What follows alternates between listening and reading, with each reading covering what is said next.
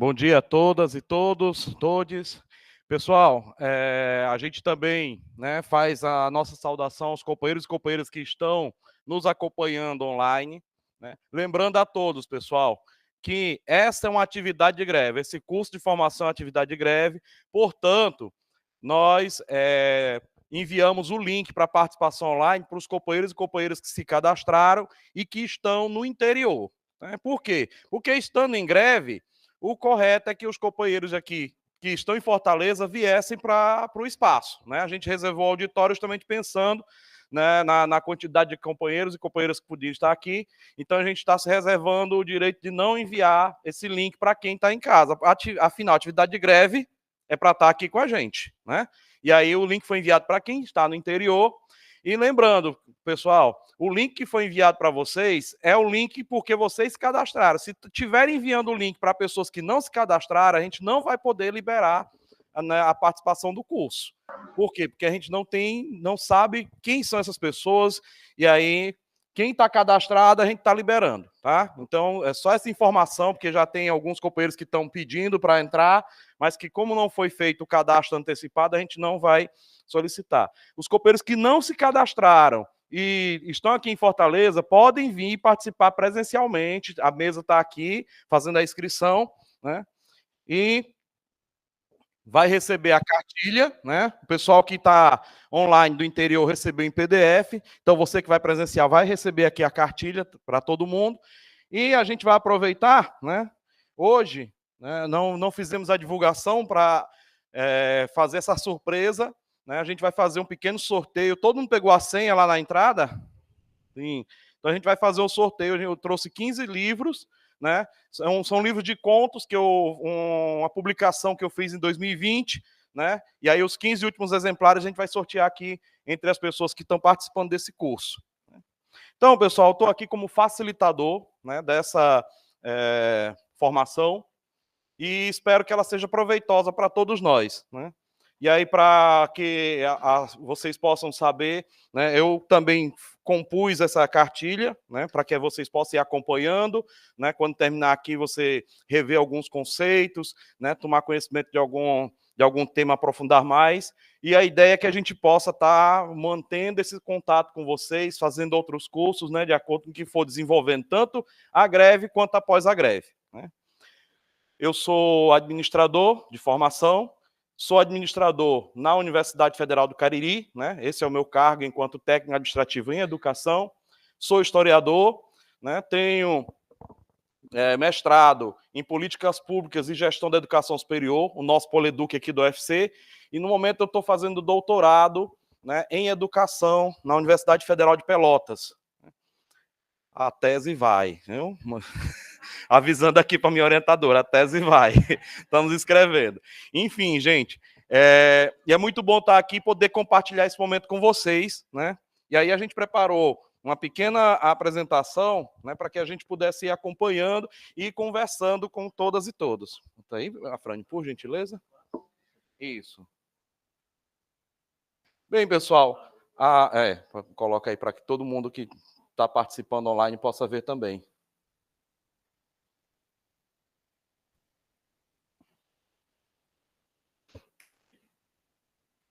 Dá uma olhadinha se o pessoal que está estão acompanhando também, né, no online. Bem, pessoal, o nosso curso de formação política, ele é a luta de classes e os sindicatos, né?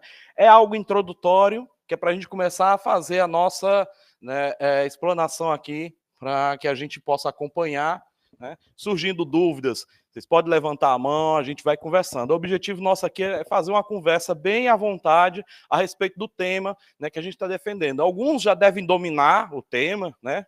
Por quê? Porque tem gente aqui que já fez outras formações, eu sei que tem companheiros aqui com mestrado, com doutorado, alguns, né, que entendem bem do assunto, e é muito bom que a gente possa estar fazendo essa troca aqui nesse momento, né, que vocês também possam participar.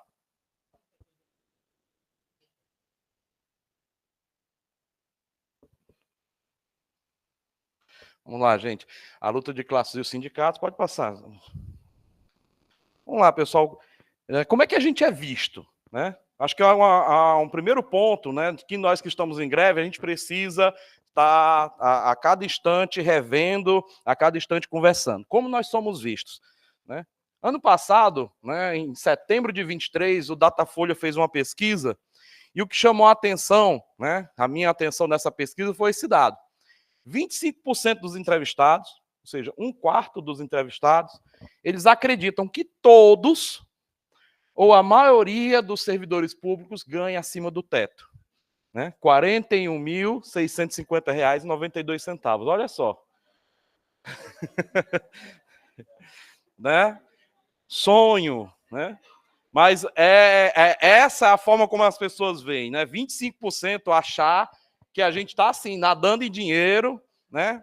Que a gente é cheio de privilégios, né? Ou seja, a forma como a gente tem sido visto, né? Pelo público, né? É isso, né? Eu acho o pessoal mais velho lembra, né, de um presidente que nós botamos para correr que costumava dizer que os servidores públicos eram os marajás. E essa visão diminuiu muito, né? Eu acho essa pesquisa tivesse sido feita alguns anos atrás, essa porcentagem era ainda maior. Então hoje ela está em 25%, né? Acreditam que a maioria, né, ou todos ganham acima do teto. Incrível isso. Não, e já bota acima do teto, não é nem o teto, viu? Ou seja, algum de vocês aí deve estar ganhando esses 41 mil, porque o pessoal acredita. Bem, pessoal, e por que isso acontece? Porque existe toda, né, uma conjuntura, né, que aí envolve digital influencers, envolve a mídia impressa, envolve televisões, envolve rádio, que busca dizer que o servidor público, ele é aquela pessoa privilegiada, ela é aquela pessoa que ganha muito dinheiro, e que, por isso, as reivindicações que os servidores públicos fazem, elas não deveriam ser atendidas. Por isso que, quando a gente fala, olha, ficamos 7 anos sem reajuste, tem gente que diz assim, mas é isso mesmo, porque você já ganhou muito dinheiro. E aí a gente que está aqui, na ponta, né, de baixo, porque nós somos a pior remuneração do Serviço Público Federal, a gente fica a ver navios. Por quê? Porque quando a gente vai para a reivindicação, a gente precisa fazer um esforço enorme. Porque o nosso esforço não é só convencer o governo de que a gente tem que ser valorizado. É um esforço também de convencer a sociedade de que cada servidor, cada servidora é importante para a manutenção, né, das atividades dessa universidade. Pode passar adiante, por gentileza. Aí aqui, pessoal, a gente vai fazer algumas perguntas. A primeira pergunta seria essa, olha, vamos lá. A que classe pertence às servidoras e servidores públicos? A próxima pergunta. Quem são os aliados desses servidores públicos? Mais uma. Quais são os seus inimigos? Ou seja, que classe, quem são os aliados, quem são os inimigos e o que nos diferencia dos demais trabalhadores e trabalhadoras? Essas perguntas, gente, não vão ser respondidas por nós aqui nesse curso. Mas o objetivo desse curso é que vocês possam ter elementos para que vocês mesmos respondam essas perguntas. Porque esse é o nosso objetivo. O objetivo desse curso de formação política é que vocês possam estar fazendo essa discussão, né, entre vocês, com todos nós, e que a gente possa responder essas perguntas de forma coletiva. Por quê? Eu não estaria cumprindo a função de um curso de formação política durante uma greve se eu chegasse para vocês e dissesse, olha, a resposta para essas perguntas são essas. Não, não é o objetivo aqui.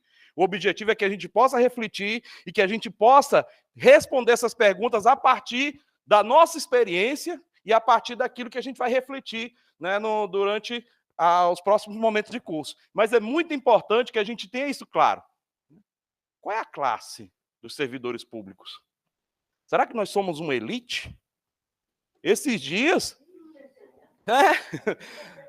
faz-me rir, mas esses dias eu andando ali pelo X, né, o finado Twitter, do Elon Musk, né, e tinha um pesquisador, e era um pesquisador, o cara tem livros publicados sobre democracia, sobre política, sobre o voto, e aí ele dizia o seguinte, não faz sentido ter greve nas universidades, porque o servidor da universidade é uma elite. E aí fica essa pergunta, será que nós somos mesmo uma elite? Né? Em que sentido nós seríamos uma elite? Aí ele continua, porque eles têm acesso aos parlamentares, eles têm acesso ao governo. Aonde? Né? Essa categoria aqui, camaradas, né, recebeu o ministro da Educação, né, nosso chefe direto dentro do executivo, e ele esqueceu que a gente existia. E aí ele diz, nós somos uma elite e temos acesso. Eu não sei desse acesso. Então, é esse tipo de coisa que a gente precisa se perguntar. Por quê? Porque tem companheiros e companheiras que às vezes acham isso. Que é isso, Wagner? Tem gente que acha que é uma elite dentro do serviço público, que passou no concurso e diz, olha, eu passei num concurso muito difícil e eu tenho que ser respeitado. Sim, tem que ser respeitado, tem que ser valorizado, mas a gente nunca pode se considerar uma elite. Muito pelo contrário. Né? Quem são os nossos aliados? Quem está do nosso lado? Quem está do nosso lado no dia a dia? Quem é que está aqui para levar pancada, para levar bordoada com a gente? Né? São outras coisas que a gente precisa saber. É todo um conjunto de trabalhadoras e trabalhadores que precisam ver, vislumbrar quem são os aliados e quais são os inimigos. Né? Quais são os inimigos? Esses dias a gente teve debates acalorados a respeito disso. Né? Se as categorias que estão entrando em greve, se elas vão nos ajudar ou não, né, a alcançar os nossos objetivos, se é positivo, se é negativo. Será que a gente não está vendo como inimigo aquele que é aliado? E vendo como aliado aquele que é inimigo? Né? São questões que a gente precisa se perguntar. E o que é que nos torna diferente? Né? Por que tem trabalhador, por que tem trabalhadora que olha para nós e não sente que nós sejamos trabalhadores como eles? O que é que nos diferencia dessa galera? Eu lembro que em 2016, estávamos em greve, lá no Cariri, e aí um companheiro pegou o microfone na Assembleia e fez a seguinte declaração: nós não podemos pedir aumento de salário porque tem trabalhador que está desempregado. Nós não podemos pedir 30 horas porque tem trabalhador aí que não consegue nem trabalhar. Eu disse, companheiro, aí é que está. Nós temos que lutar, sim, por aumento, nós temos que lutar, sim, por 30 horas, até porque 30 horas vai dar espaço para que esse trabalhador que está sem trabalhar possa fazer concurso e vir para dentro da universidade. Nós temos que trabalhar, nós temos que batalhar por aumento salarial, porque o nosso aumento salarial permite que a produção ela aumente e essa pessoa que está parada trabalhe também. Não é uma conquista nossa que está tirando do trabalhador. Quem está tirando do trabalhador não é a gente, não é o servidor público. Então, são essas questões que a gente precisa se perguntar para a gente acabar não jogando o jogo do inimigo, que fica colocando essas coisas na cabeça da gente. Fica de boa, fica na tua. Tu tá bem. Tem gente pior do que você. E é porque tem gente pior do que nós que a gente tem que lutar para melhorar a nossa situação e melhorar a deles também, pessoal, porque nós estamos aqui para isso. Né? Quando a gente aceitou ser servidor público na Universidade Federal, foi para a gente poder garantir educação de qualidade, formação profissional de qualidade e principalmente consciência crítica, para evitar que a gente continue com esse tipo de discursos. Né? Vamos seguir mais um slide? Aí vamos lá, gente. Falar um pouquinho sobre o capitalismo. Né? Segue aí. A sociedade capitalista, ela é resultado de um processo histórico. Ela não é uma coisa eterna, ela não é uma coisa que surgiu do nada e se colocou, né, como as 10 tábuas da lei que Moisés desceu do Monte Sinai com elas. Não, muito pelo contrário. Mas ela faz um esforço para isso, para ela ser vista como uma coisa fora da história. Né? Ela faz um esforço para ser aquele recurso do teatro Deus ex machina. Né? Ou seja, vem de fora, não se sabe de onde, se implanta e está tudo bem ter ela. Mais um, por gentileza. Né? Ela se propõe a ser a histórica. E por que ela se propõe a ser a histórica? Porque o capitalismo ele diz que sempre foi assim. Porque o interesse do capitalismo é que você não questione. Se você acredita que sempre foi assim, então você vai dizer que é natural que continue. Então ele procura naturalizar isso. O capitalismo ele tem essas questões de naturalizar, ele dizer, olha, sempre foi assim. Mais adiante mais um pouco. Né? Ele não quer que você veja como esse sistema ele é transitório, como ele pode passar. E aí ele se utiliza de tudo, da indústria cultural, de todas as coisas. Né? Eu acho que muita gente aqui já assistiu aquele desenho, os Flintstones. Era uma sociedade pré-histórica. No desenho se passava na pré-história, mas tudo que tinha ali era capitalista. O trabalho que ele tinha que passar o dia todo trabalhando, quebrando pedra, batendo ponto, as relações sociais que ele tinha com os amigos, com a família, aquela questão de que ele tinha que ter a melhor casa, tinha que ter uma TV, tinha que ter o espaço para se divertir, tudo aquilo ali era capitalista. E às vezes a gente não se dá conta, mas é um desenho. Mas esses desenhos, ele diz, sempre foi assim.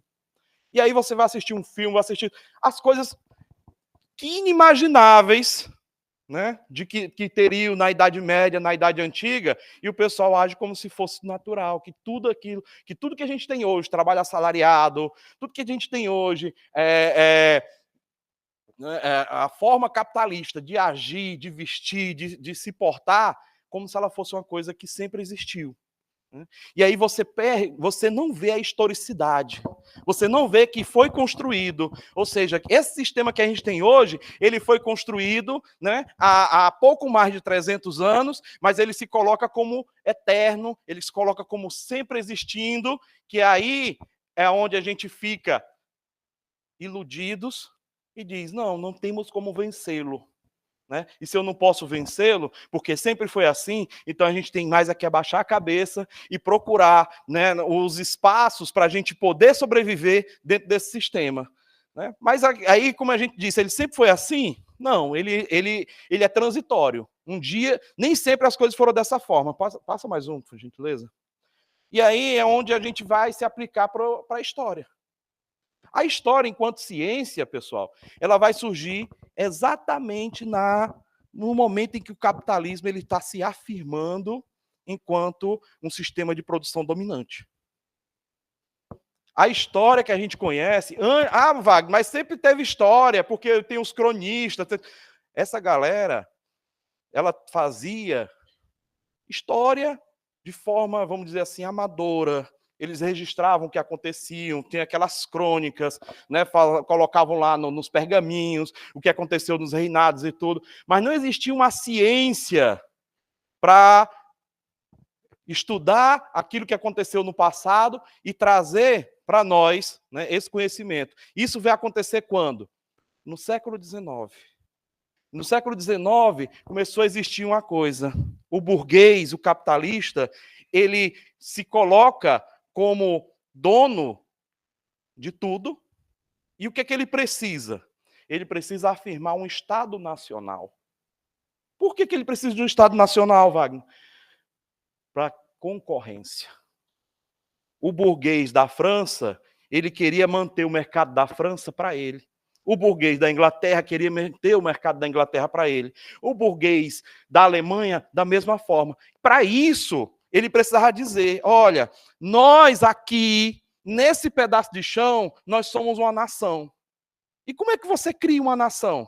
Aí você precisa da história. Para dizer, olha, aquele sujeitinho lá, aquele rei, não sei das quantas, ele criou isso aqui e a gente tem que manter essa tradição. Passa mais um slide, Afrânio, por gentileza.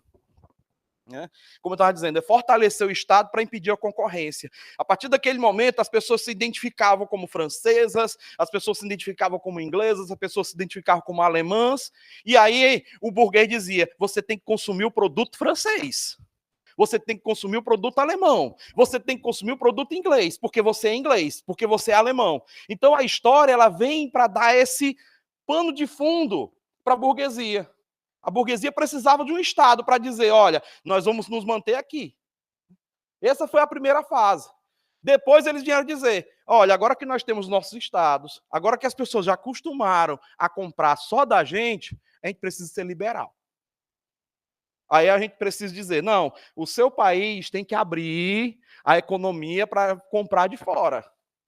Né? Então, você vê como as posições vão mudando. Vai adiante, Afrânio. Mas essa questão liberal a gente vai abordar mais na frente. Aí essa história, para criar esse Estado Nacional, ela precisava de quê? Ela precisava de heróis.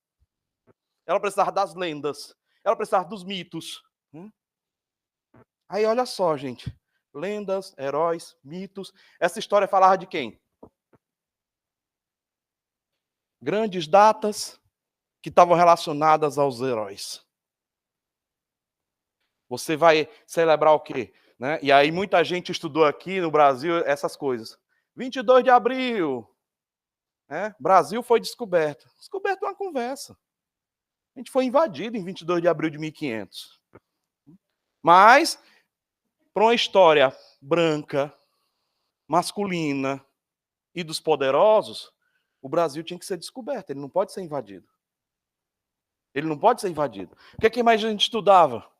Em 7 de setembro de 1822, o príncipe foi na beira do riacho, levantou a espada e fez a independência do Brasil. Legal. E ninguém fala, por exemplo, do exército de cearense, que saiu lá do Cariri cearense e foi lutar no Piauí para expulsar os portugueses que disseram que não tinha independência do Brasil. Né? Ou seja, não foi a vontade de Pedro I que fez a independência. Foi essa luta que teve no Piauí, né, pelos cearenses que cruzaram as fronteiras e foram lá expulsar os portugueses. Essa luta que teve no Pará, a luta que teve na Bahia, que teve até no Uruguai, luta pela independência do Brasil. E a gente fala só do Pedro I, na beira do riacho, montado numa mula. E quem fez isso? A história é dita oficial. Porque ela precisava desses momentos, desses ícones. Ela precisava dizer que a independência, que o descobrimento, ele é feito por grandes homens. E o restante? O restante tem que ficar olhando esses homens fazerem. Mas será que isso é verdade? Será que é dessa forma que acontece? Eu já comecei a pontuar que não. Né? O descobrimento foi uma invasão. Né? O descobrimento foi uma invasão. A independência não foi só pela vontade do Pedro, teve lutas, teve batalhas enormes. Né? Então, eles precisavam dessas. Para glorificar, né, essa galera, eles precisavam das fontes oficiais. Né? Ou seja, eles tinham que ter documentos, e aí foi o primeiro momento da história foi justamente esse. Se eu vou falar dos grandes homens, eu tenho que dizer qual é o documento que fala desses grandes homens. Então não é todo documento que é história. Não é todas as coisas que fazem a história. O que é que faz a história? Aquele documento que é oficial, que registra aquilo que o príncipe fez. Né? Ou seja, o relato daquela pessoa que se envolveu na luta ali na Batalha do Genipapo, no Piauí, não vale. O que é que vale? O que vale foi a descrição, né, que o padre que estava na companhia de Dom Pedro I fez do grito do Ipiranga. São essas fontes oficiais que vão fazer com que a história ela seja contada de uma forma que exclui, né, a grande maioria do povo brasileiro, a grande maioria dos trabalhadores, das trabalhadoras. Né? E aí a gente precisa, né, fazer essa reflexão. Passa mais um slide, Afrânio, por gentileza. Mais um. Olha só. Eu estou aqui com duas fontes históricas.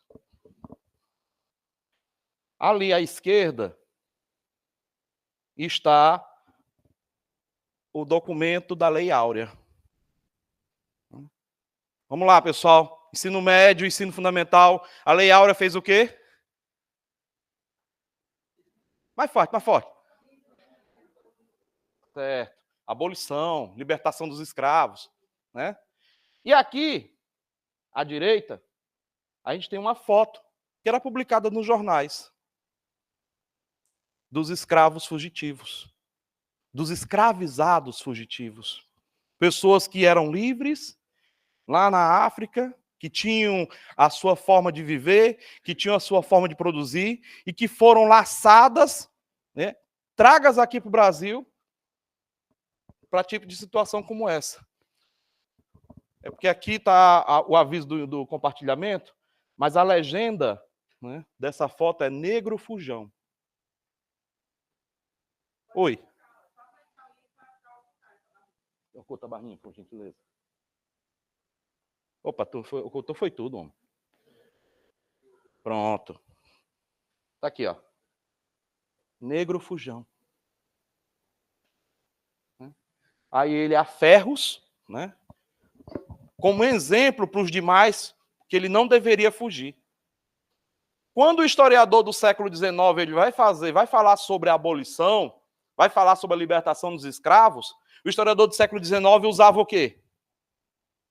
Esquerda ou direita? Usava o da esquerda. Por quê? Porque era um documento oficial. E a Isabel, né, a princesa imperial, era colocada como a redentora, porque ele redimiu toda uma raça com uma pluma de ouro. Assinou com uma pluma de ouro. Detalhe, o pai dela não teve coragem de assinar. O pai dela inventou uma viagem para que ela pudesse assumir e assinasse, porque ele não tinha coragem de contrariar os interesses dos grandes latifundiários. Deixou para ela. Ela assinou. Mas aí quando você olha a outra figura me diz que não foi só a Isabel e o desejo dela com a pluma de ouro que libertou os escravizados. Ela me diz que quem libertou os escravizados foi a luta desses próprios escravizados. Que esse indivíduo aqui, que é colocado como exemplo de negro fujão, né, e que por isso tinha que andar a ferros, né, todo em cadeias, que era para dizer para os demais que não fizesse a mesma coisa. E aí, refletindo, se eles precisavam botar como exemplo aqueles que fugiam, é porque existia dentro das senzalas, existia entre os escravizados o desejo de se libertar. Né? E aí está aí os quilombos que se espalharam por todo lugar, né? A luta de cada homem, cada mulher escravizado para se definir enquanto indivíduo, né? Não somos coisas, somos indivíduos, e seguir em frente.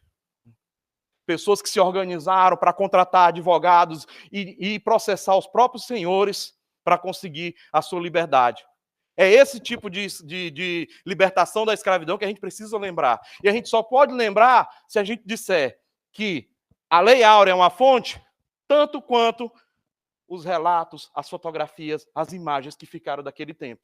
E a história, ela, graças, né, aos esforços de muitos companheiros e companheiras, hoje ela faz isso.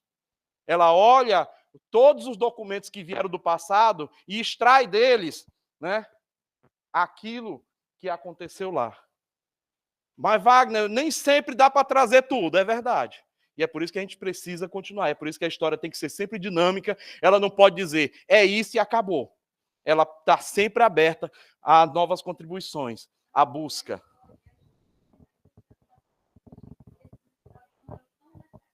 E isso. Uhum. Jogados fora. Né? Mas adiante, Efrânio. Aí olha só, gente. Mas a gente viu essas fontes. Como foi que começou a mudar essa ideia de que a fonte não era só o que era oficial? Que a história não pode ser a história do homem branco, né, poderoso. Através do materialismo histórico dialético. E como foi que isso aí surgiu? 2 alemães se encontraram em Paris, em meados do século XIX. Marx e Engels. Né? Marx era doutor em filosofia. E Engels era filho de um industrial. Ambos se encontraram e ambos tinham ideias muito próximas a respeito de como é que o mundo estava se desenvolvendo e para onde esse mundo iria. Olha, gente, lembrando, né, a direita faz todo um trabalho de desconstrução de Marx cheio de fake news. Dizem que o Marx não trabalhou, que o Marx nunca fez nada, tal. Marx, ele encontrou com Engels em Paris, expulso de uma Alemanha, que negou a ele o direito de ser professor da universidade. Marx ele ia ser professor universitário e o governo alemão disse não. Você, na universidade, para ensinar essa filosofia que diz que o mundo tem que ser transformado, não, a gente quer a filosofia que diz que o mundo tem que ser esse mesmo. Aí Marx fez o quê? Vou abrir um jornal. Abriu um jornal. Né? Abriu um jornal Nos primeiros artigos do jornal, o governo foi lá e disse, não, fecha esse jornal, ninguém quer ouvir essas coisas aqui, não. Acabou-se. Sem ter como trabalhar, Marx vai e imigra. E aí ele se envolve com todo esse movimento de trabalhadores que era muito forte na França.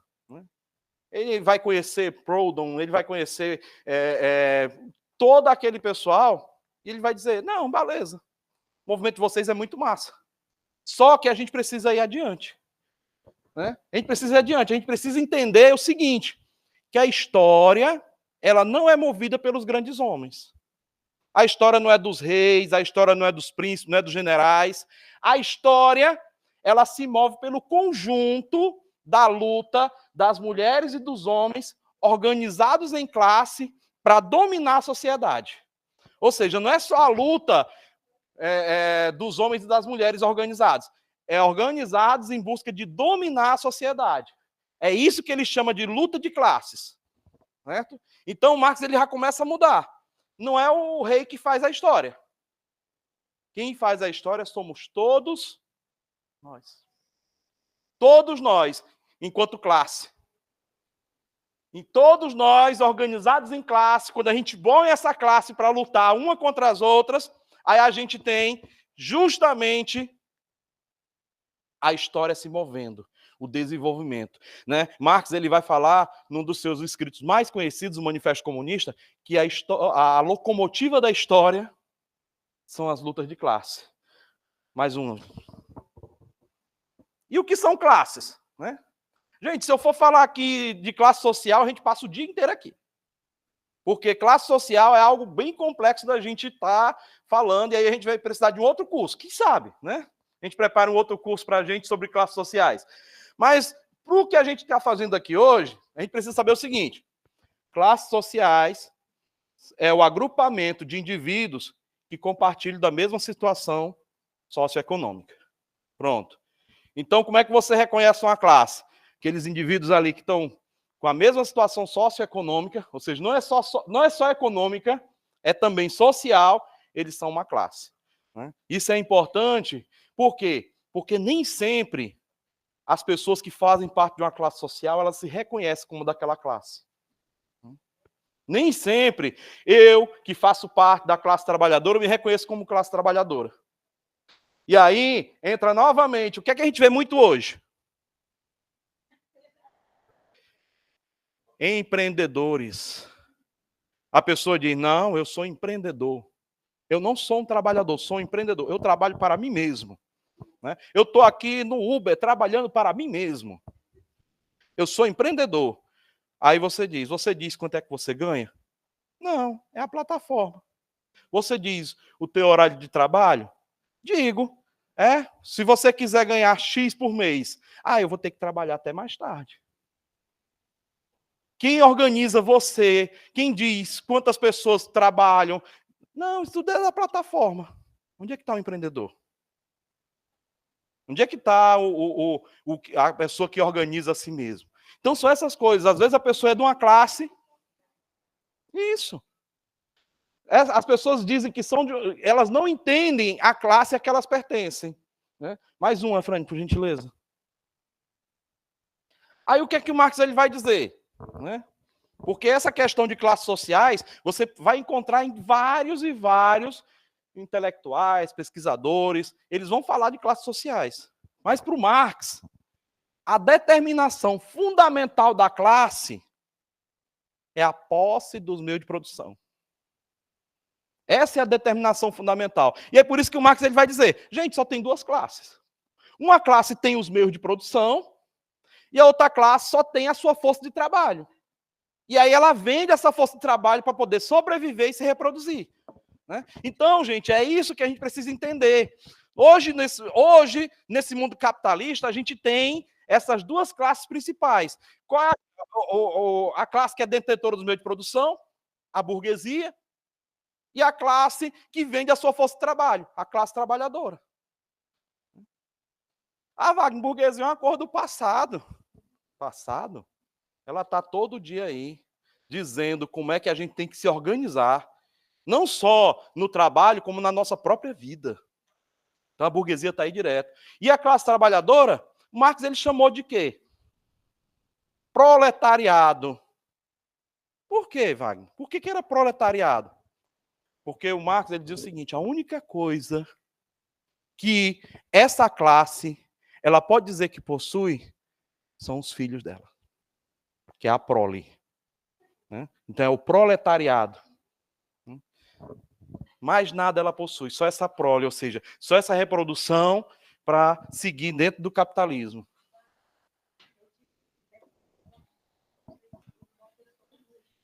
Uhum. Nossa.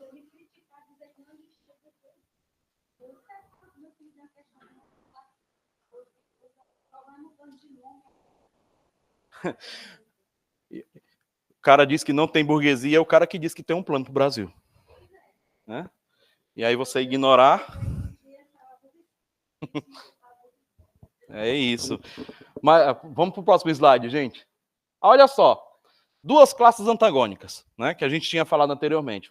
Burguesia, ela é a dona dos meios de produção. E a outra? O proletariado possui apenas a força de trabalho. Mais uma, Fran. Entre eles, tem uma coisinha chamada Estado. Lembra que a gente falou lá no início que foi feito os Estados Nacionais? Né, que a história ela surge para criar esses Estados Nacionais. Então, você acha que a burguesia ia criar um Estado nacional apenas para dizer que tem um território ali para ele vender os produtos dele? Não. O Estado ele foi criado para atuar como repressão e controle da massa trabalhadora. Porque a burguesia, ela é diminuta. E mais do que isso, ela canibaliza a si próprios. Quantos empresários, quantas empresas você, nesse curto espaço de tempo que é da sua vida, você já viu chegar no auge e cair? Eles mesmos destroem a si próprios. Compram, destroem, vendem. Né? Então, eles são uma classe pequena. E qual é a grande classe em número de pessoas? O proletariado. Então, ele precisava de alguém que pudesse fazer o seguinte, reprimir e controlar essa classe enorme. O Estado, pessoal, ele é isso. O Marx ele vai colocar que o Estado é o escritório de negócio da burguesia. Porque ali eles se reúnem e definem tudo o que precisam para que eles continuem mandando. Então o Estado, ele é essencialmente burguês. E aí entra numa questão que é preciso que a gente faça esse debate também. O Estado é essencialmente burguês, então qualquer que seja a força política que assuma a condução desse Estado, se ele não fizer uma revolução, se ele não fizer uma grande mudança no sentido das coisas, esse Estado vai continuar servindo a quem?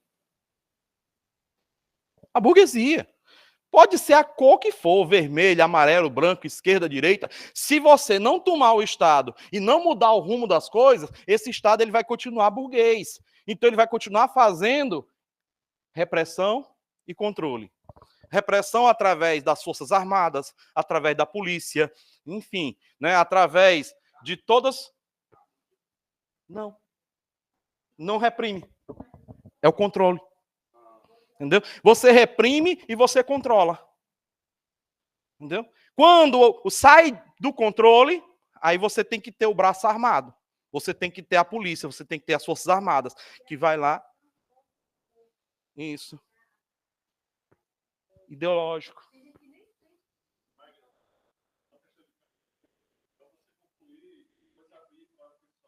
Sim, sim. Tranquilo. A gente pode fazer dessa forma também. Então, pessoal, vamos lá. O Estado, a burguesia coloca lá o Estado como repressão e controle. Mais uma, Frane, por gentileza. E uma das formas de controle é isso aqui, ó. Estado de bem-estar social. Quando o capitalismo ele começa, ele tem que fornecer tudo para o trabalhador. Porque o trabalhador só tem o quê? A força de trabalho. Então ele tinha que fornecer transporte, ele tinha que fornecer saúde, ele tinha que fornecer educação, ele tinha que fornecer tudo. Aí ele lembrou, eu tenho uma coisinha aqui chamada Estado. Então, Estado, você tem que ter escola pública para dar educação para esse trabalhador vir para a minha fábrica educado. Estado, você tem que cuidar de transporte público, para que esse trabalhador venha trabalhar. Eu posso botar minha fábrica na periferia, e aí você coloca o ônibus, coloca a linha urbana, para esse trabalhador ir para lá. Estado, eu preciso que você dê saúde, porque quando ele está doente, eu não posso bancar um médico para ele. Então, o estado de bem-estar social, ele vai fazer parte dessa estrutura de controle. E aí, dentro dessas estruturas de controle, pessoal, do estado de bem-estar social, ele precisava de uma categoria de trabalhador. O Estado, ele sempre teve servidores. Né? Ele tinha servidores no Exército, na polícia, ele tinha os burocratas, mas agora ele precisava de alguém para dar conta disso aqui, do estado de bem-estar social. Se eu tenho escola, eu preciso de quê para a escola funcionar? Professor, preciso de técnicos, entendeu? A universidade precisa de professor, precisa de técnicos. A saúde precisa de... Os hospitais vão precisar de médicos, vão precisar de enfermeiros. Enfim, você vai precisar de uma grande quantidade de trabalhadores para poder fornecer isso aqui, esse estado de bem-estar social. Então, você precisa ter essas pessoas no Estado, mas, ao mesmo tempo, essas pessoas que são trabalhadoras, elas têm que estar no Estado e elas têm que estar do lado de quem? Dos trabalhadores ou da burguesia? Da burguesia. Então, você vai fazer esse trabalhador um trabalhador diferenciado. Então, você vai dar a ele alguns benefícios que não são para toda a classe trabalhadora. Você vai dar a ele, né, alguns direitos, estabilidade. As pessoas vão olhar para fora e dizer assim, eu quero ser isso aqui. Por quê? Porque você vai estar servindo ao Estado, o Estado vai te dar estabilidade, vai te dar tudo. E, ao mesmo tempo, se a gente não abrir nossos olhos, a gente vai dizer, vou ficar aqui bem caladinho, porque aí fora tem uma multidão que queria estar no meu lugar. Então, ele começa a fazer essa diferenciação, ele começa a querer trazer para o lado deles, para o lado da burguesia, esse trabalhador que tinha que estar do lado de quem? Dos outros trabalhadores. Então vamos fazer isso. E aí você cria uma divisão, porque o outro trabalhador, a gente começou falando disso no início, o outro trabalhador olha para você e diz, olha o privilegiado. Por que que ele tem direito a isso aqui e eu não tenho? Por que que ele pode ter estabilidade e eu não? Por que que ele pode ter um salário X e eu não posso? Porque ele tem um plano de cargos e carreiras e eu tenho que ficar aqui à boa vontade do meu patrão. Então começa a fazer essa divisão entre os trabalhadores. Só que, o que a gente falou? Que o capitalismo, ele é um processo histórico, ele muda. E aí, esse estado de bem-estar social que eles começaram a fazer lá nos anos 30, 40, hoje em dia eles estão avançando em cima dele. Aí a gente vai ver isso no próximo slide. Olha só. Através de um negócio chamado neoliberalismo. O neoliberalismo, ele surge, né, com a crise do capital, né, no final do século XX. O capitalismo entra em crise. E aí, mais uma vez, Marx, lembra do Marx? Né? O alemão que encontrou com outro alemão lá na França, depois passou o resto da vida dele na Inglaterra, ele vai dizer, olha, gente, as crises são uma constante no capitalismo. Elas sempre vão estar em crise. Por quê? Porque nós não temos como sustentar a voragem que o capitalismo tem. O capitalismo, ele é o Marx, um texto dele muito conhecido, o Marx ele diz, o capitalismo é um vampiro. Por quê? Porque ele pega o trabalho vivo do trabalhador e transforma esse trabalho vivo num trabalho morto, que são as riquezas. E ele precisa cada vez mais disso, de acumular esse trabalho morto. Ele vai cada vez mais sugando do trabalhador. Ele é um vampiro. E é por isso que nunca vai ter um planeta que possa dar suporte a todas as atividades de acordo com esse modo de produção. Ele sempre vai estar levando você para a destruição, ele sempre vai estar levando você para destruir os recursos naturais, acabar com o planeta, porque ele é assim. Mas tem um capitalismo consciente. Pronto, vai acabar em 100 anos, o capitalismo consciente faz acabar em 50. Por quê? Porque ele precisa estar sempre consumindo, destruindo. Né? E aí, quando o neoliberalismo ele vem para resolver essa crise, ele chega para o burguesia e diz o seguinte, olha, tem uma coisa. Você pode resolver a crise de vocês indo para uma nova expansão. Qual é essa nova expansão? As atividades do Estado. O estado de bem-estar social. Ele está dando saúde, está dando educação, previdência. A gente toma isso aí tudinho do Estado e a gente controla. Mas como é que a gente faz isso? Ideólogos neoliberais. É simples. Você não tem direitos. Isso é uma prestação de serviço. E se é uma prestação de serviço, tanto faz ser o Estado quanto ser a iniciativa privada. E ainda diz o seguinte para as pessoas: a iniciativa privada é mais eficiente. E o Estado está falindo.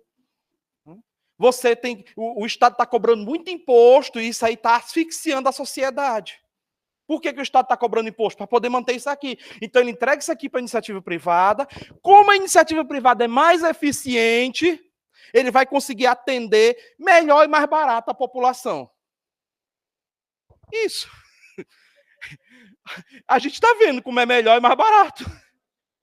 A fatura chegou, né?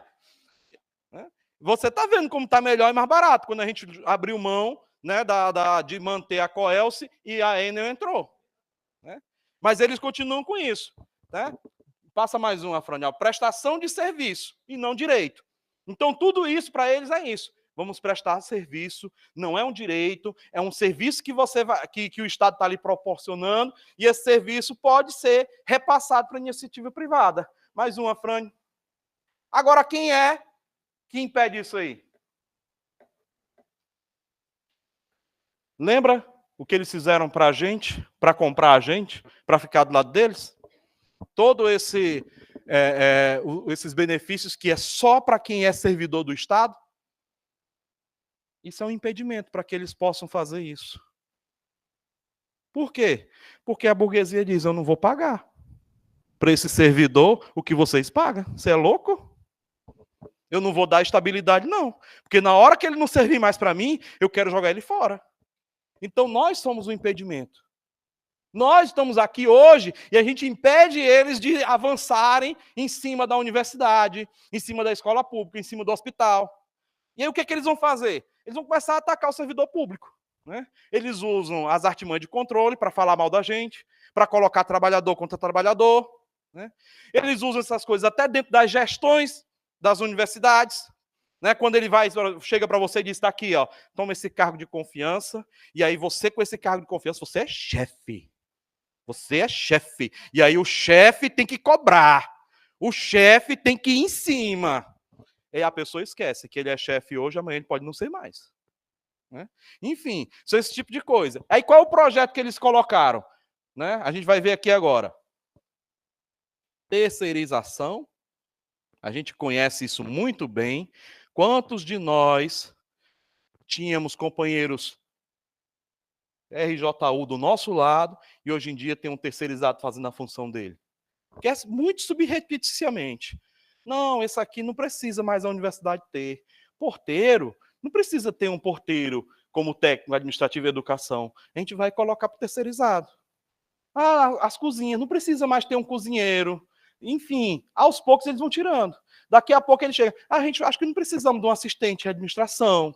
Eu acho que a gente não precisa de um administrador. Acho que a gente não precisa do contador. Enfim, é esse tipo de coisa. Vamos terceirizando. Né? Então ele vem terceirização, privatização. Vamos vender. Vamos vender que vai dar certo.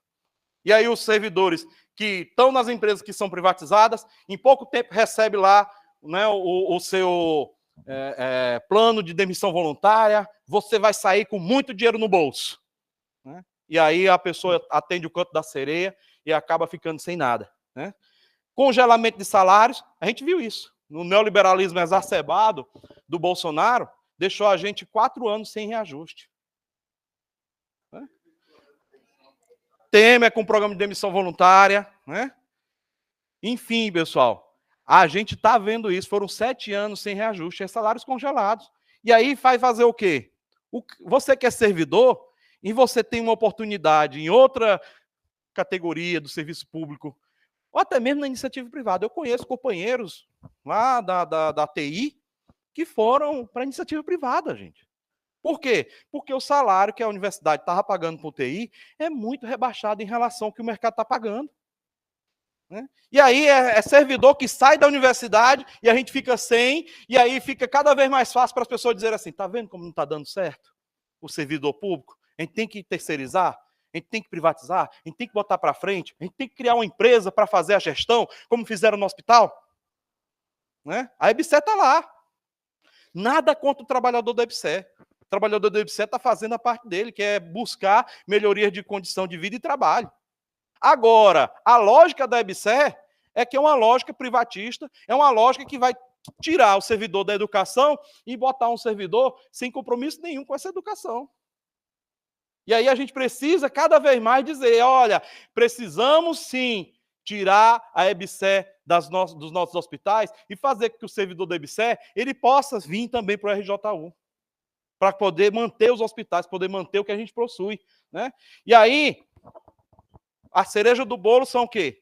As reformas constitucionais. Gente, a Constituição é um documento muito importante. E virou mania desse pessoal fazer qualquer reforma neoliberal e jogar onde? Na Constituição. A Constituição era algo para mexer muito pouco. Né? Era algo para mexer muito pouco, mas aqui no Brasil, qualquer vento já faz mexer na Constituição. Gente, nós constitucionalizaram 20 anos. 20 anos de teto de gasto. Um absurdo. Você está lá e datar uma coisa na Constituição. Do ano X ao ano X, 20 anos, nós vamos ficar no teto de gasto. Vai congelar salário, congelar tudo. Mas eles sabem, se a gente colocar isso aqui na Constituição, vai ser muito difícil do trabalhador reverter. Então vamos para as reformas constitucionais. Não basta projeto de lei, tem que ser PEC. Então a PEC ela vem aí e vai passando, vai atropelando a gente. Né? E aí, pessoal, contra todo esse estado de coisas que a gente está vendo, o neoliberalismo cada vez apertando mais, a gente precisa se organizar. E a gente precisa se organizar onde? Nos sindicatos. Essa é a grande jogada que a gente tem, a grande arma, a grande ferramenta. Os sindicatos. Passa adiante, Afrânio. Coloquei aqui uma fotinha das greves brasileiras dos anos 80, que foi o ano em que a gente teve um renascimento dos sindicatos. Os anos 80 foram os anos do renascimento do sindicato. E a gente precisa entender que essas ferramentas elas são cada vez mais necessárias. A gente falou o quê? O que é que move a história? Luta de classes. Ela move a história. E a nossa ferramenta, enquanto classe, para participar dessa luta, para mover a história a nosso favor, é justamente os sindicatos. Mais uma, Fran, por gentileza. Vamos lá. Vamos voltar um pouquinho. Um mundo novo. Quando o capitalismo ele vai se afirmando, gente, ele precisa se afirmar contra um modo de produção que já estava vigente. Lembrando, ele é um processo histórico. E aí o modo de produção vigente era um modo de produção feudal e nele os nobres mandavam, os padres rezavam e o trabalhador sustentava os dois. Era dessa forma.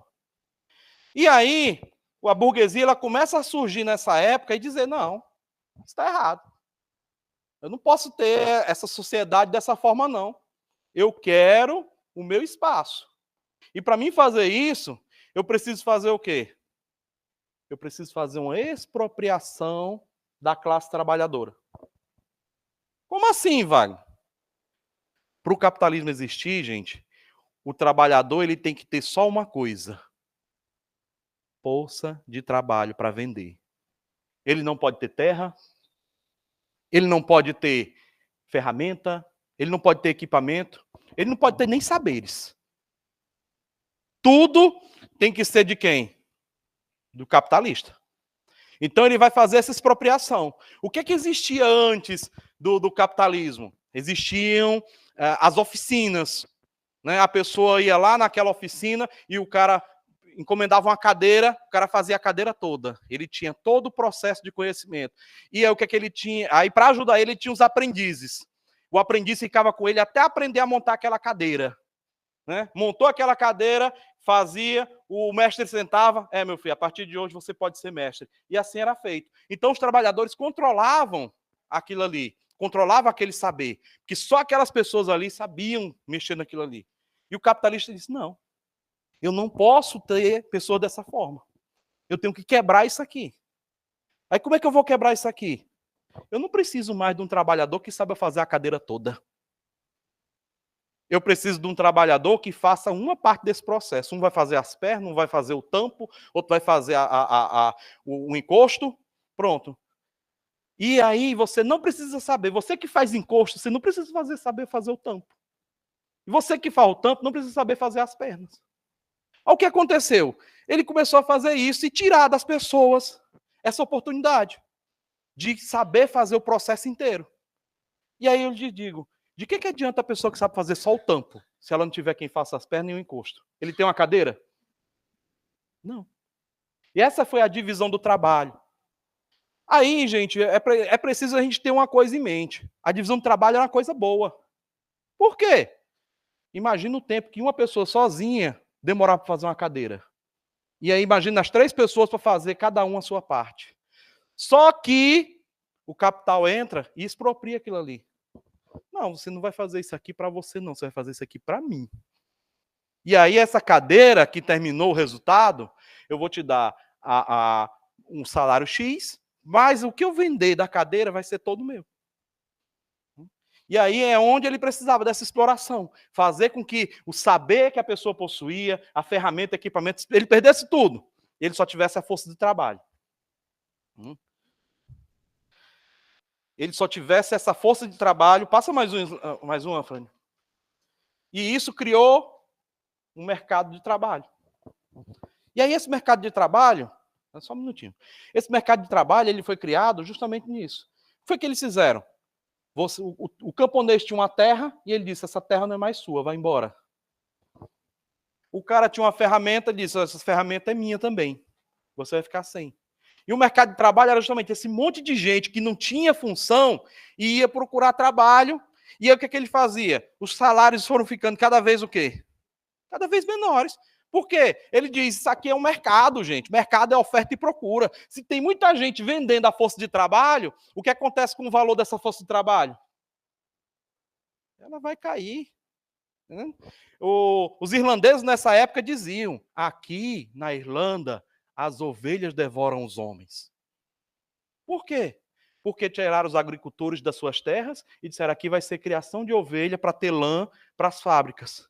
E os trabalhadores foram expulsos, e aí aquele que tinha a sua terrinha para plantar foi se vender numa fábrica com salários muito baixos e não conseguia nem sustentar a sua família. E aí ele tinha que botar para trabalhar na fábrica, ele, a mulher e os filhos, e muitas vezes os filhos, porque eram crianças, recebiam metade do salário dele e ele ficava desempregado porque as pessoas preferiam dar emprego para as crianças. Né? Essa era a realidade que ele estava vivendo. Por quê? Porque houve uma quebra no mundo, daquele mundo que as pessoas vivenciavam. E essa quebra, a gente conheceu como as revoluções burguesas. As revoluções burguesas destronaram os reis, cortaram a cabeça de uns, prenderam outros, e fizeram para que o mundo ficasse do jeito que a burguesia queria. E a principal revolução burguesa foi essa aí, ó. Bota aí, Afrânio. A Revolução Industrial. Porque a Revolução Industrial foi a revolução na produção. Eles criaram as grandes fábricas, onde as pessoas iam para passar o dia nela. Né? Por quê? Gente, sabe qual era a principal reivindicação do Marx quando ele ia para os movimentos dos trabalhadores? Jornada de trabalho de 12 horas. Jornada de trabalho de 12 horas era a reivindicação dos trabalhadores no tempo do Marx. Por quê? Porque ele entrava na fábrica e não saía mais. Então ele dizia, não, nós temos que ter um período de tempo para trabalhar, 12 horas está bom. Era 12 horas. E o domingo para ir para a igreja. 12 horas e o domingo para ir para a igreja. Era essa a situação da classe trabalhadora com essa revolução industrial que fez o quê? Juntou um monte de trabalhador dentro das fábricas. Um monte de trabalhador dentro das fábricas, trabalhando sem horário fixo, dia e dia, né? Entrando pela noite, trabalhava a esposa, trabalhava as crianças, as pessoas ficavam sufocadas. né? Ou seja, a Revolução Industrial, que podia ser uma coisa boa, porque quando trouxe tecnologia, podia ter dispensado o trabalho humano e dividir melhor a situação com os trabalhadores. Não, foi tudo apropriado pela burguesia. E aí esse pessoal precisava resistir. Né? Precisava resistir. Olha, para você ver a situação da necessidade de resistência, pega aí a apostila. Está todo mundo com a apostila? Vai na página 13. Página 13 aqui da apostila. É um trechinho, né, do Adam Smith.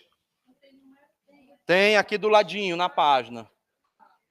Viu? Tem aqui no ladinho. Gente, é uma citação do Adam Smith num livro muito conhecido chamado A Riqueza das Nações. Eu acho que o Adam Smith pode ser chamado de tudo, menos de amigo dos trabalhadores. O Adam Smith é venerado como pai do liberalismo. E aí, como já tem um bocadinho de tempo que eu estou falando, eu queria um companheiro para ler essa citação do Adam Smith. Joga aí é difícil, né, meu filho? Obrigado.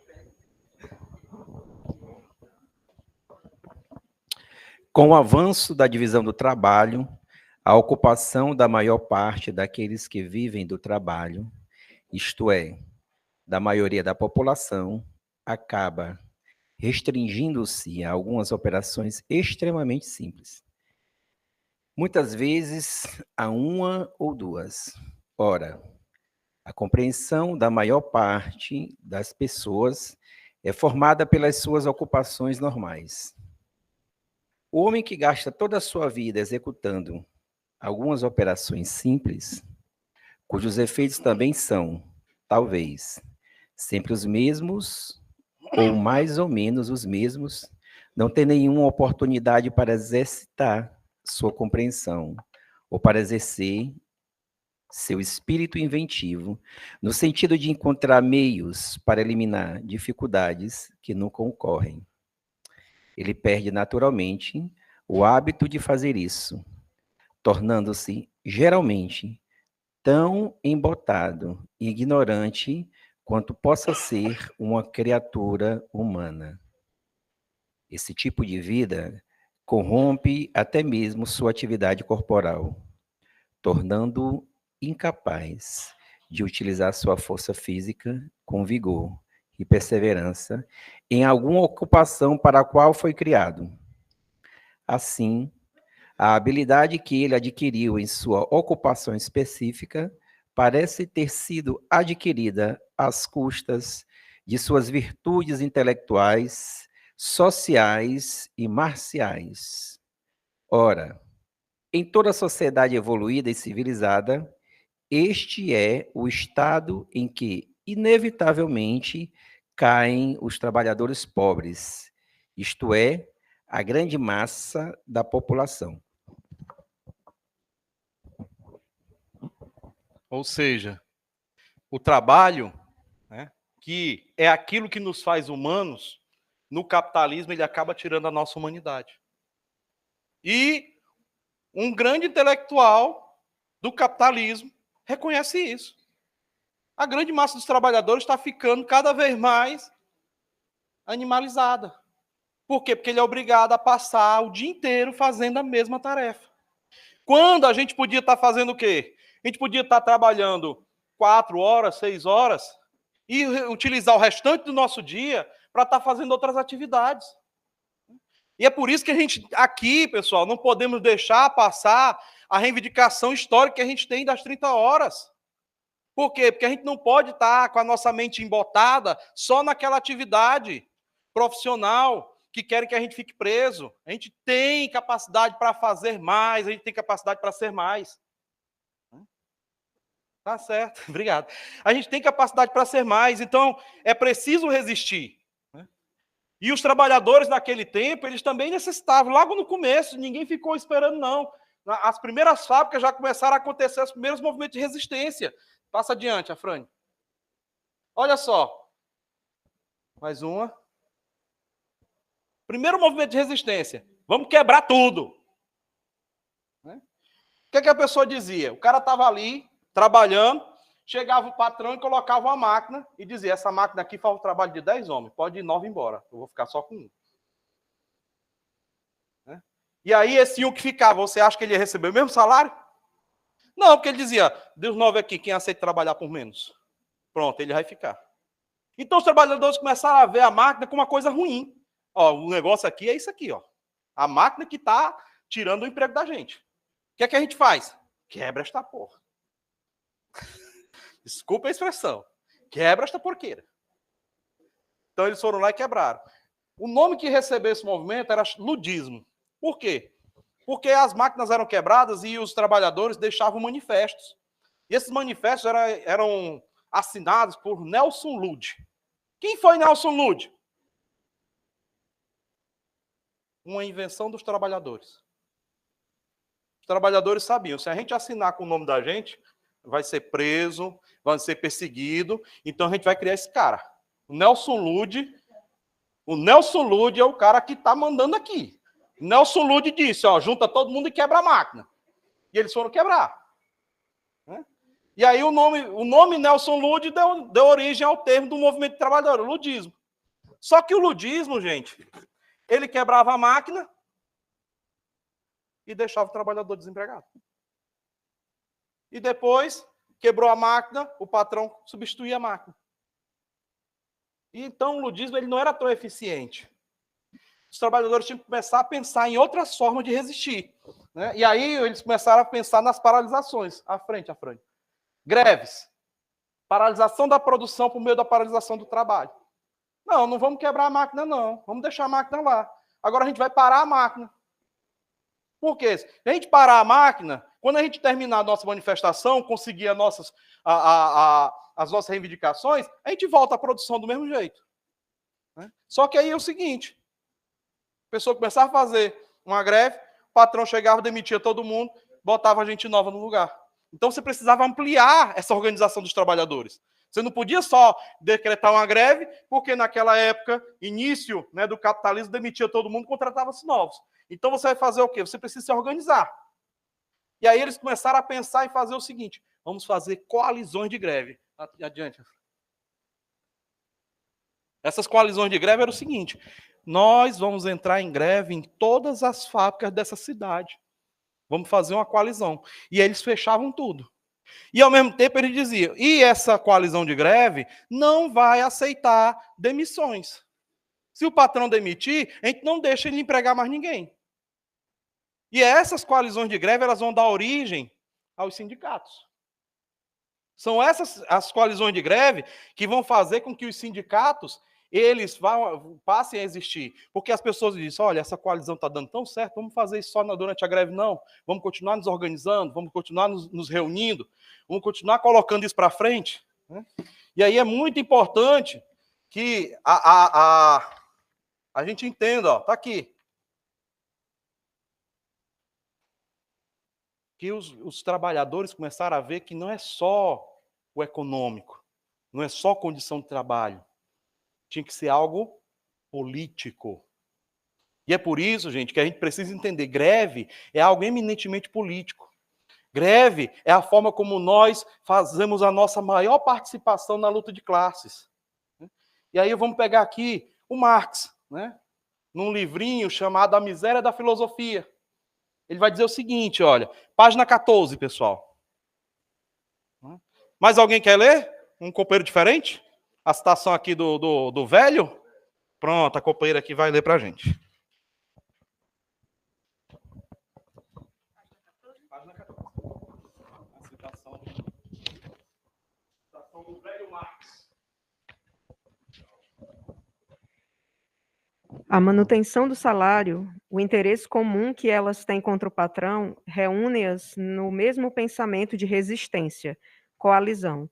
A coalizão, pois, tem sempre um duplo objetivo: fazer cessar entre elas a concorrência, para poder fazer uma concorrência geral ao capitalista. Se o primeiro objetivo da resistência é apenas a manutenção do salário, à medida que os capitalistas se reúnem num mesmo pensamento de repressão, as coalizões inicialmente isoladas agrupam-se e, em face do capital sempre reunido, A manutenção da associação torna-se mais importante para elas que a manutenção do salário. Pronto. Ou seja, eles viram que a necessidade de se organizar, ela ultrapassa até mesmo os ganhos financeiros. Por quê? Porque você precisa organizar uma concorrência geral entre os capitalistas para não haver concorrência entre os trabalhadores. E esse foi o sentido dos sindicatos. A gente está unido, a gente tem essa força. Né? A gente está atuando politicamente para poder seguir adiante nas nossas reivindicações. Por quê? Por causa disso aqui, ó. Mais uma, Fran. Somente na luta os trabalhadores se identificam enquanto classe. Enquanto eu estou lá fazendo o meu trabalho diariamente, eu posso até ter alguma consciência de ser trabalhador, de ser classe trabalhadora. Mas eu só vou me identificar como classe, eu só vou tomar, para mim, a situação da minha classe quando eu entro em luta. Por isso que esses trabalhadores entenderam que eu preciso estar junto para me opor àqueles que são contra mim. Eu preciso estar junto para me opor àqueles que querem a derrocada do meu modo de vida e a piora das minhas condições de vida e trabalho. E é isso, pessoal, que a gente está hoje realizando. Né? A gente está se identificando como classe durante essa greve. Quantos e quantos companheiros, pela primeira vez, eles estão largando o seu local de trabalho e estão vindo fazer esse movimento. Né? Estão se entendendo enquanto classe trabalhadora, se entendendo que o servidor público ele é tão trabalhador quanto os demais da iniciativa privada, quanto os demais no campo, nas cidades. E é isso que a gente precisa, pessoal. E aí, gente, a gente precisa entender, nós, enquanto brasileiros, como foi que nós, classe, surgimos aqui nesse país. E aí, mais uma, Fran, por gentileza. O Brasil, pessoal... Tá. O Brasil, camaradas, ele vai entrar no capitalismo naquilo que o Marx ele vai chamar de acumulação primitiva do capital. Né? Lembra quando eu falei que eles começaram a expropriar os trabalhadores?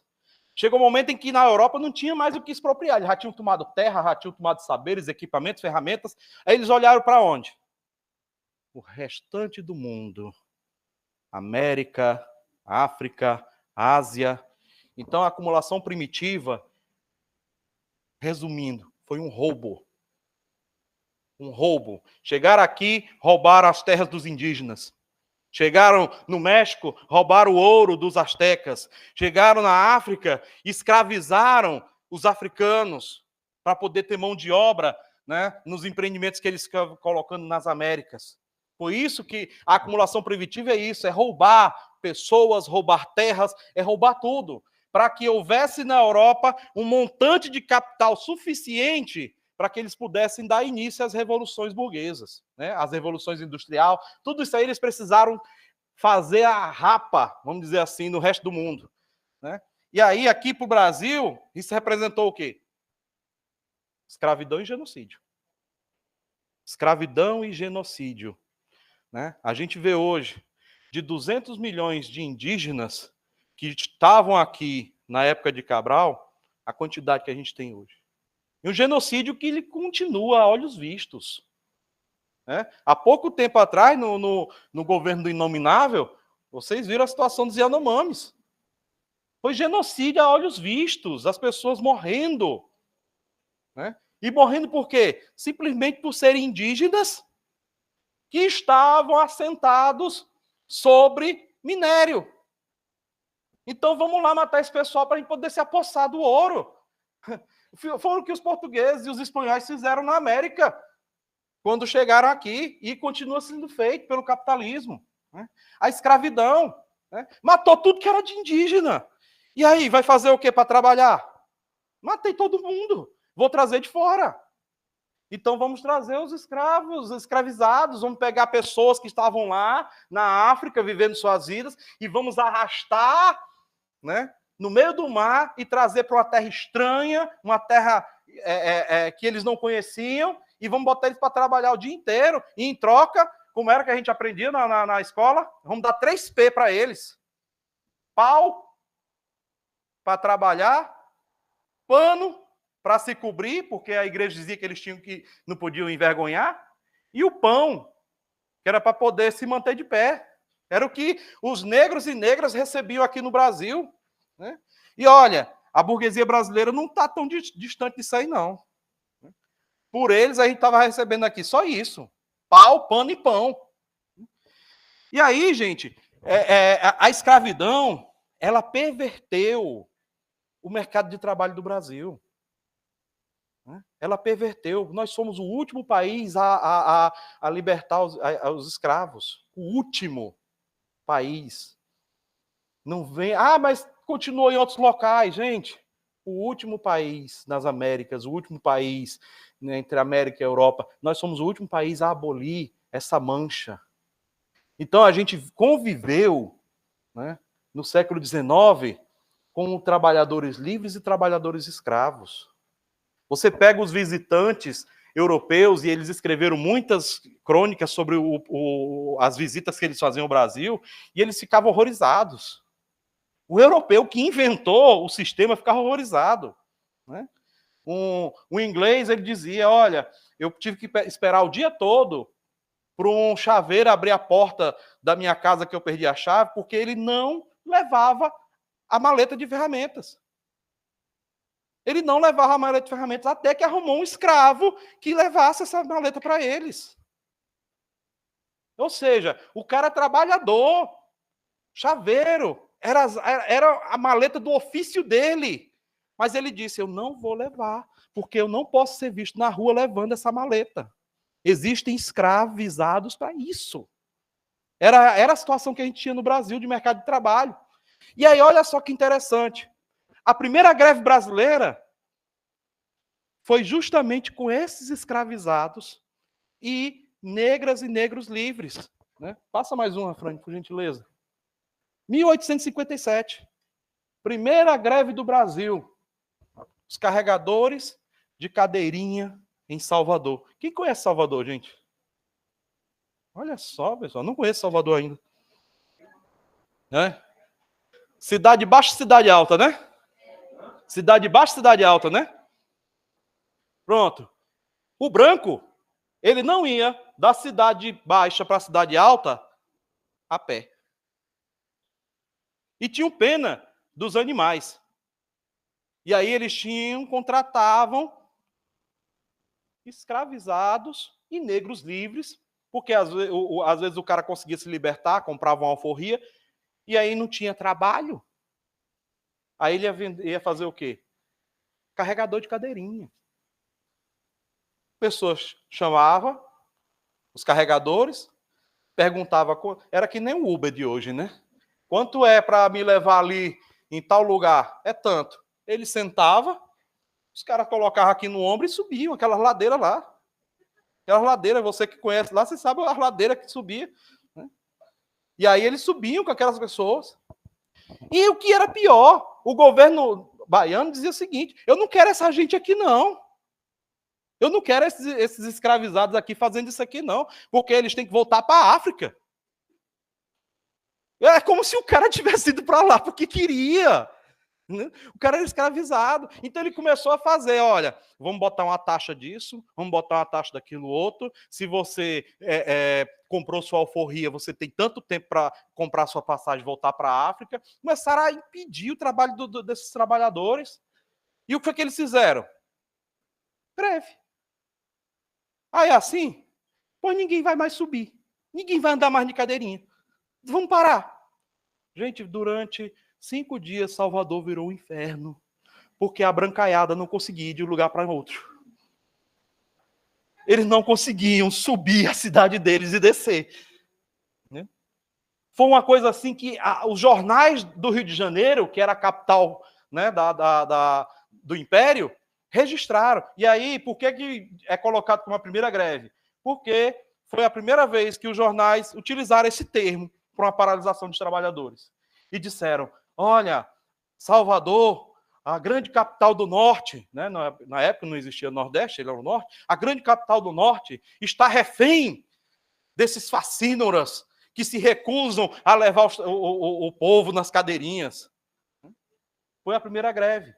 Resultado dessa greve, O governo baiano voltou atrás. Retirou as leis que impediam a livre circulação desses trabalhadores. Então, a nossa primeira greve foi uma greve entre trabalhadores livres e trabalhadores escravizados e que conquistou a reivindicação deles, que era a retirada das leis que impediam eles de trabalhar. Então, é muito importante a gente ver que nós temos essa história. Né?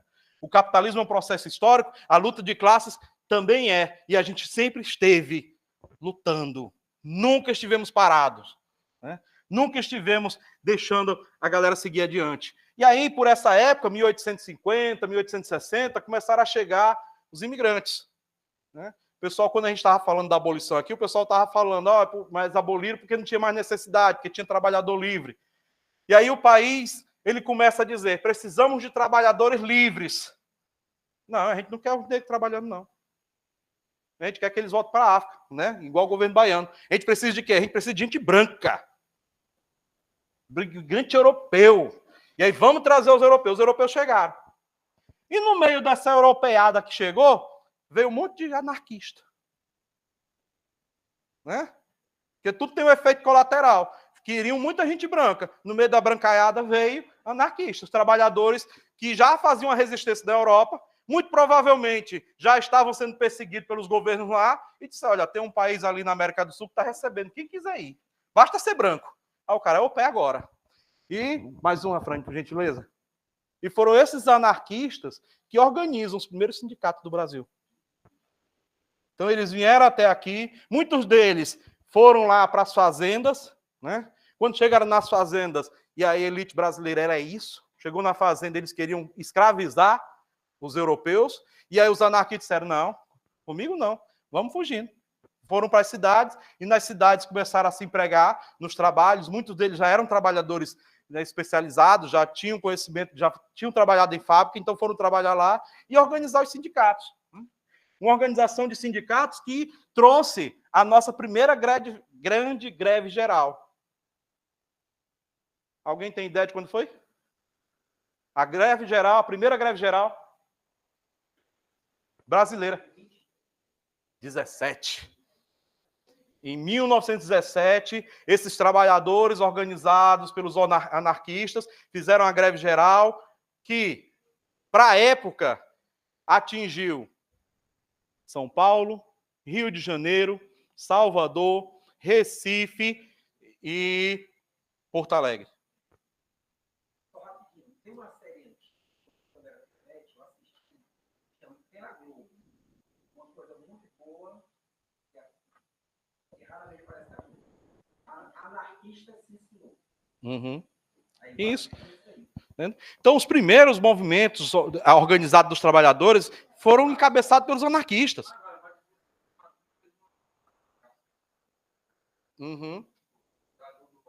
Isso. Né? Que aí o movimento do Dragão do Mar, né? Que o movimento do Dragão do Mar, ele fez a greve do porto para não embarcar os escravos.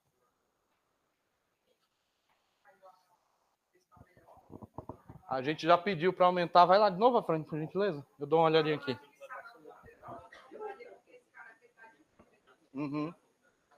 Pois é. Que a gente já pediu várias vezes, eles disseram que ia aumentar, mas tá quente mesmo. Então, gente, 1917 ele foi um marco, porque os trabalhadores eles tomaram as ruas, né? E aí, Wagner, mas nos outros estados? Gente, nos outros estados era muito incipiente, né? Então, onde havia um número de operários maior, eles pararam, né, e fizeram essa greve, que começou em São Paulo e foi se estendendo, né, pelo restante do país nesse movimento, né, de greve geral. E aí, gente,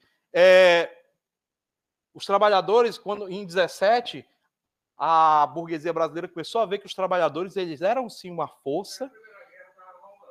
Primeira Guerra, a Revolução Bolchevique na Rússia, né? Então tudo isso vem se somar, né, para que esses trabalhadores eles pudessem se levantar e fazer também o seu movimento. Então a burguesia brasileira ele começa a ver que os trabalhadores têm uma força.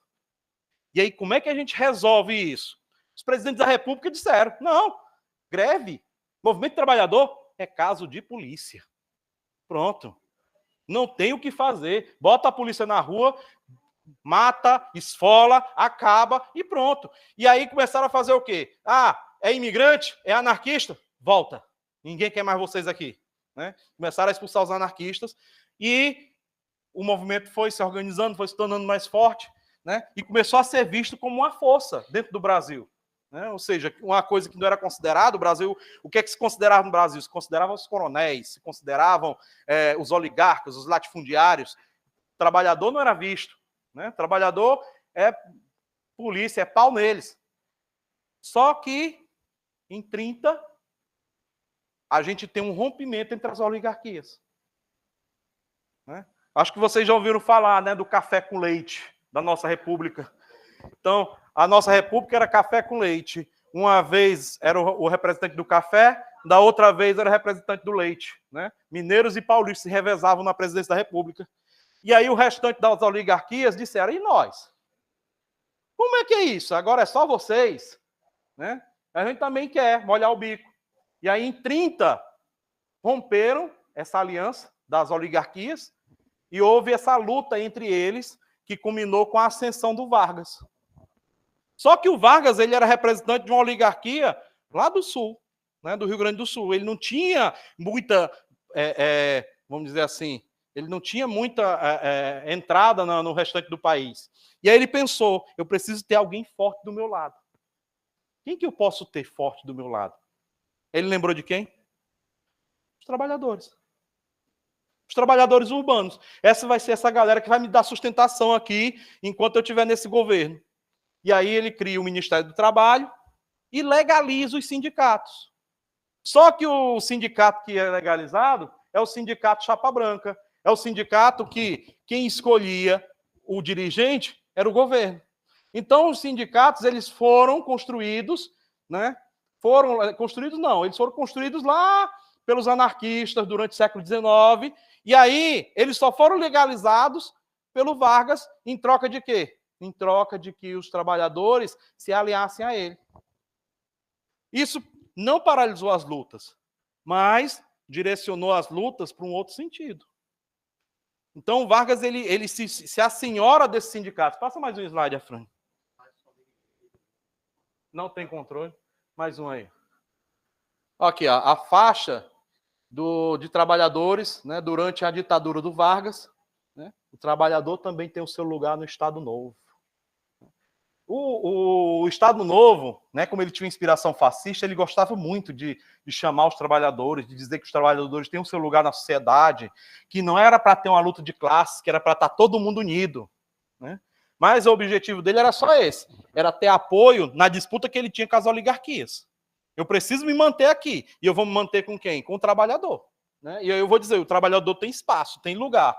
E aí ele criou toda uma legislação do trabalho. E às vezes a gente escuta as pessoas dizendo, olha, foi o Vargas que deu essa legislação. Não, foi uma luta dos trabalhadores. Que aí ele vai e veste a camisa para dizer, eu estou dando a vocês. Então a gente nunca pode esquecer. As nossas conquistas foram conquistas de luta, mas que a burguesia ela faz parecer que ele está lhe dando. Está aqui, ó, eu sou bom para vocês. A gente sempre lutou por elas. Mais um.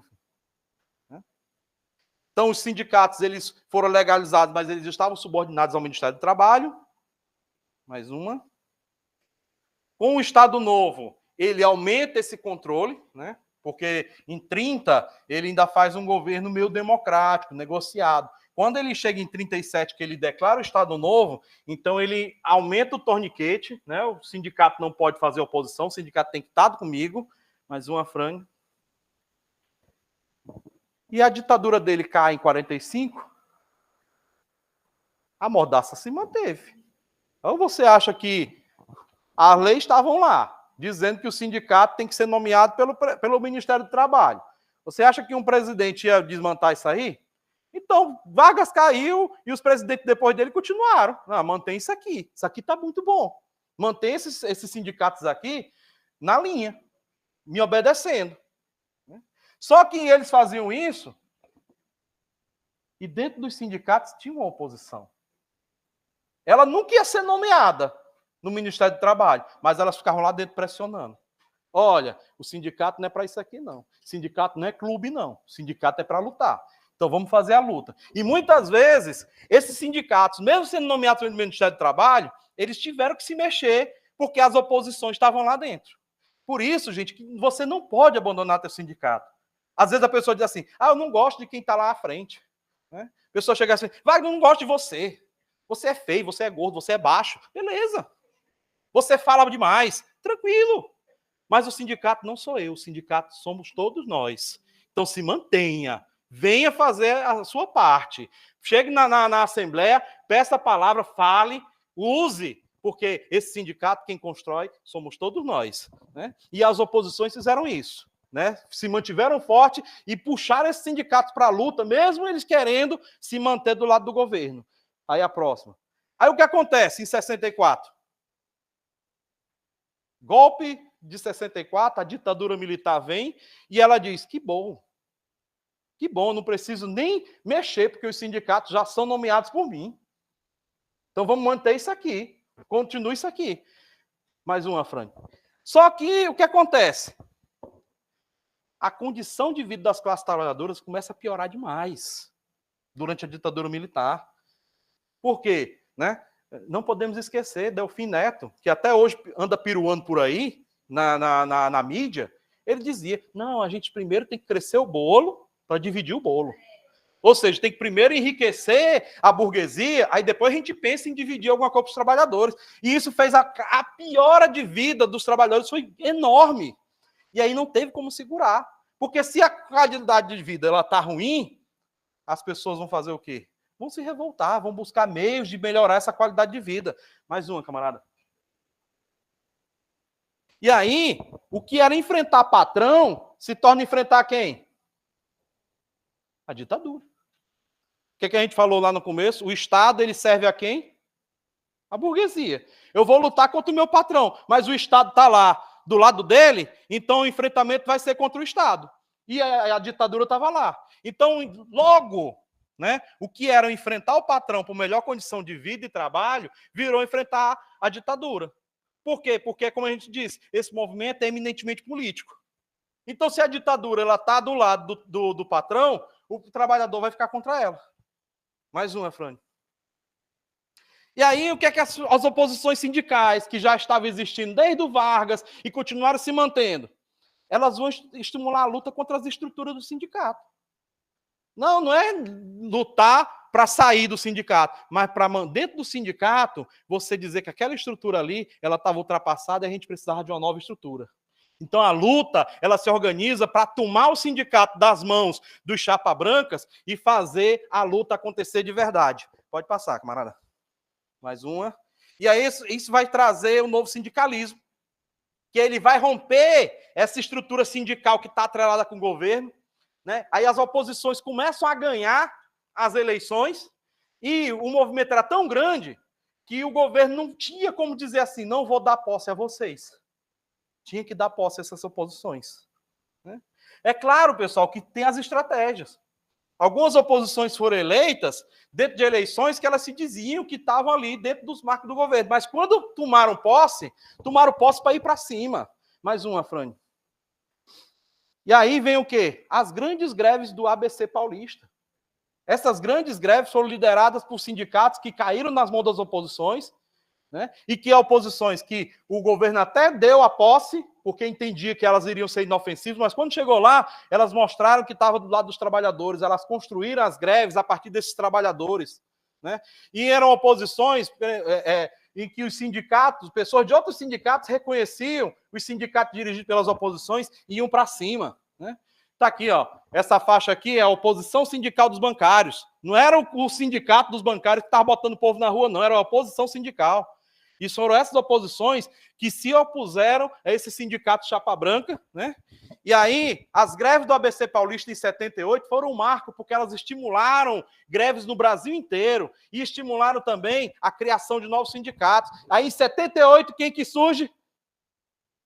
O nosso aqui, ó. E aí a gente precisa agradecer e muito aos companheiros e companheiras que em 78 levantaram essa bandeira e criaram a ASALFSE. Por que a ASALFSE, Wagner? Porque nós não podíamos ter sindicato, gente. Servidor público não podia ter sindicato, não podia se organizar. Lembra que eu disse que a burguesia tinha que diferenciar a gente? Uma das diferenças era essa. Não, você não pode se organizar em sindicato, não. E aí, em 78, os companheiros foram lá, criaram a ASALFS, e a ASALFS era uma associação, mas ela lutava com os companheiros como um sindicato. Né? E quando, em 88, foi liberado, foi muito naturalmente que esse sindicato ele caminhou para deixar de ser a ASALFS, de uma associação, e se tornou o Sindicato dos Trabalhadores das Universidades Federais no estado do Ceará. Né? O Sintufs, que está hoje, né, junto com todas e todos nessa luta. Mais um, Afrânio. Né? Aí, em 80, a gente vai ter as grandes greves gerais que atravessam o país. 4 grandes greves gerais, durante toda a década de 80, que mostraram a força da classe trabalhadora e permitiram que, em 88, a nossa Constituição fosse a Constituição cidadã, a Constituição que garantia direitos, a Constituição para quem os neoliberais hoje têm tanto ódio. Se eles pudessem rasgar essa Constituição, eles rasgariam em praça pública, mas como não podem, eles ficam fazendo essas PECs para mudar. Né? E aí, pessoal, é justamente nesse espaço, né, de romper com as estruturas sindicais, que se constroem as grandes lideranças que hoje, né, estão à frente da esquerda. Né? O Lula foi o dirigente do sindicato de Santo André, de São Bernardo, aliás, que esteve à frente de todo esse processo das greves do ABC Paulista. Né? E aí hoje, você diz, mas o Lula está no governo hoje e não está sendo tão bom assim para nós trabalhadores. Aí a gente volta lá para o começo. O Estado é para quem? Para a burguesia. E aí a gente precisa mudar as estruturas do Estado para que esse Estado ele possa atender a gente. E enquanto isso, enquanto a gente não tem essa força para até lá, né, porque a luta de classe ela é dinâmica, tem momentos em que a gente vai para frente enquanto movimento dos trabalhadores e tem momentos em que a gente dá alguns passos para trás, né? Aí a gente precisa manter o quê? Manter acesa a chama de luta para conquistar aquilo que nos é de direito, né? Que nesse caso de hoje é essa reestruturação da nossa carreira do PCCETAI. Vamos lá, Frane, para a gente chegar para a conclusão e aí abrir aqui para a gente fazer uma conversa com o pessoal. Então a gente está com novos tempos, novos desafios, a esquerda está no poder. Né? Wagner, é uma coalizão com a centro-direita. Tranquilo. Mas chegamos lá. Né? Uma coisa que era impensável, um operário chegar até a presidência da República, conseguiu chegar. E aí, qual é a relação que o sindicato tem que ter com esse governo que saiu do nosso meio? São coisas que a gente precisa considerar. Mais uma, Fran. A gente teve uma ascensão da extrema-direita, isso é inegável. A extrema-direita ela está aí, está presente, está na rua, ela está baforando aqui no cangote da gente, e a gente precisa enfrentar essa galera. Né? Precisamos enfrentar essa galera, precisamos colocar o nosso povo na rua, não podemos ter medo de levantar nossas bandeiras. Mais uma, Frânio. Né?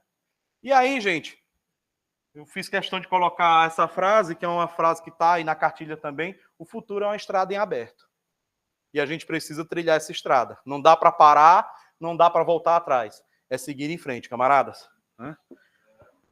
E aí, gente, eu agradeço aqui pelo tempo que tivemos juntos e vamos seguir, camaradas.